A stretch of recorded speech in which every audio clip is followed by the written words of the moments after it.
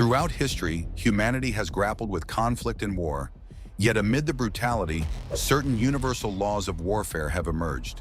These rules, principles designed to safeguard human dignity, even in times of intense conflict, have evolved with society, informed by both ancient codes and modern treaties. This video delves into the origins, evolution, and enduring constants of the universal laws of war, examining how these laws represent humanity's complex relationship with justice, ethics, and survival. Origins and early codes. From as early as 2400 BCE, societies created codes governing war conduct. The Sumerian city-state of Lagash established one of the earliest known peace treaties after a war with the neighboring city-state of Umma. Ancient texts like the Code of Hammurabi, circa 1754 BCE, and the Indian Manusmriti, circa 1500 BCE, also touched on principles that restrain violence. In the Manusmriti, for instance, warriors were urged to avoid striking the unarmed, capturing the importance of mercy. These early laws laid the groundwork for future principles, sparing civilians, preserving religious sites, and distinguishing between combatants and non-combatants.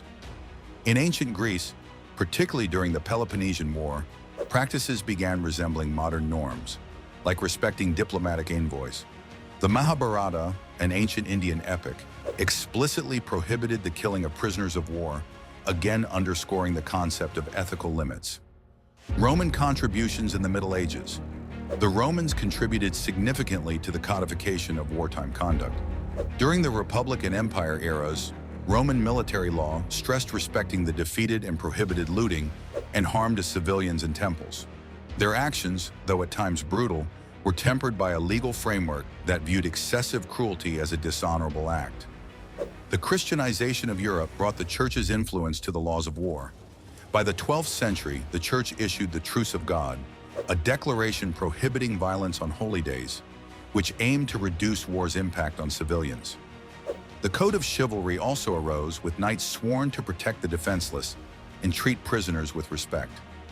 While these rules were not universally enforced, they underscored the recognition of ethical warfare, principles that centuries later would underpin modern humanitarian laws. The Geneva Conventions, a new era.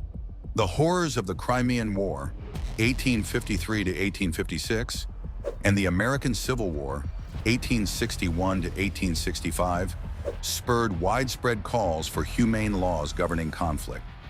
Swiss humanitarian Henry Dunant's experiences at the Battle of Solferino in 1859 led him to advocate for a permanent relief agency for wartime victims, resulting in the foundation of the International Committee of the Red Cross, ICRC, in 1863.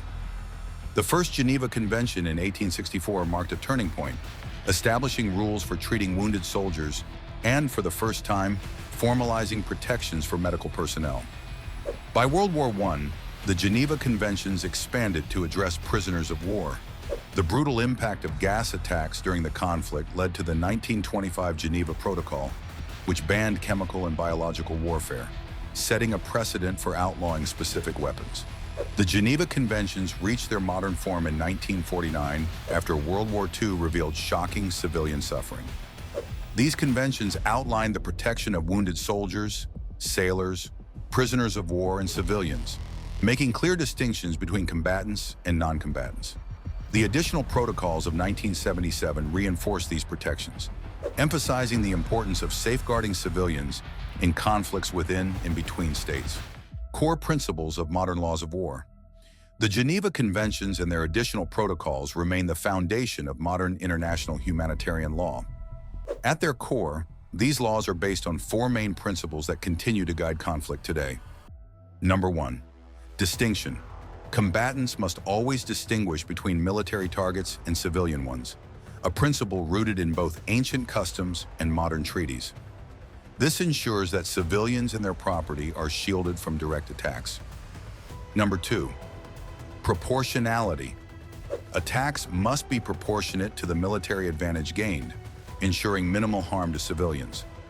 This principle has ancient roots, reflecting the restraint advised in early texts like the Manusmriti. Number 3.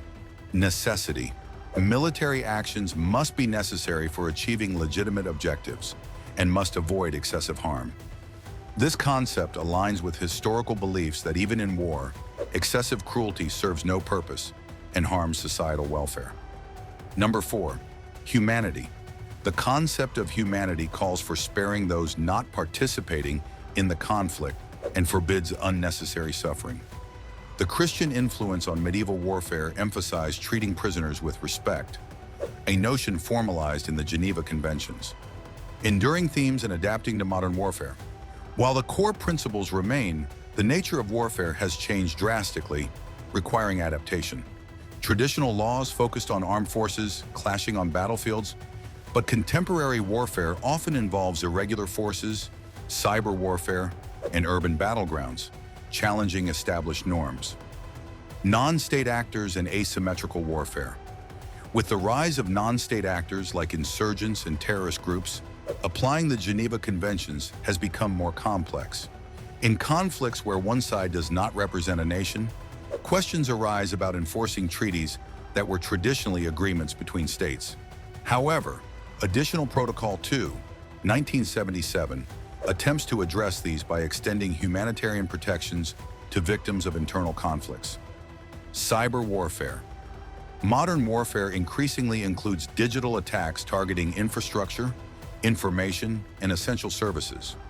Although the Geneva Conventions do not explicitly cover cyber warfare, principles of proportionality, distinction, and necessity can still guide ethical behavior.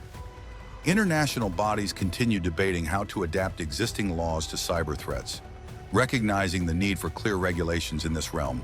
The responsibility to protect, ER2P, introduced in the early 21st century, ER2P represents a shift in international law towards protecting civilians. While it doesn't directly alter laws of war, R2P underscores the global responsibility to prevent mass atrocities. It grants international powers the right to intervene in cases of genocide, war crimes, and crimes against humanity. A significant evolution in humanitarian intervention. Unchanging constants. Humanity amid conflict.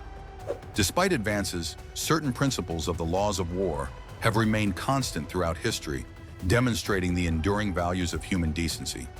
Protection of non-combatants.